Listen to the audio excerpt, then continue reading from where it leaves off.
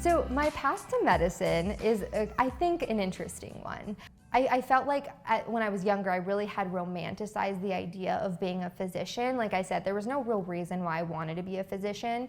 And in growing up, you know, there was no physician that actually looked like me that I ever had.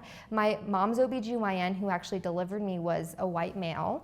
And then growing up, my pediatrician was also a white male. And then the OBGYN that actually delivered me would actually end up being my OBGYN. And like I said, he's a white male, and my PCP is also a male. So there was really no role model in my life growing up that would make me say, I want to be like that person because they look like me and I know that I can do it too. So I think my path to medicine really happened around my sophomore year of college. So I knew I wanted to go into healthcare, and I wasn't sure in what capacity that looked like for me.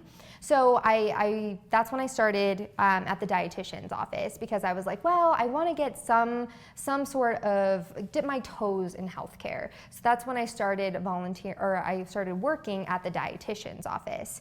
And I loved the patient interaction there. I loved being able to talk with patients, develop a plan with patients, troubleshoot issues with patients. You know, I love the patient interaction that I got at the dietitian's office, and I also love talking about mechanism of action and contraindications at the pharmacy. And a couple years after that, I actually went and I shadowed an internist at an outpatient office, and I feel like that really just kind of tied everything up in a really pretty box with a bow on top for me. It had everything that I loved from both the dietitian's office and the pharmacy, plus the things that I felt were missing.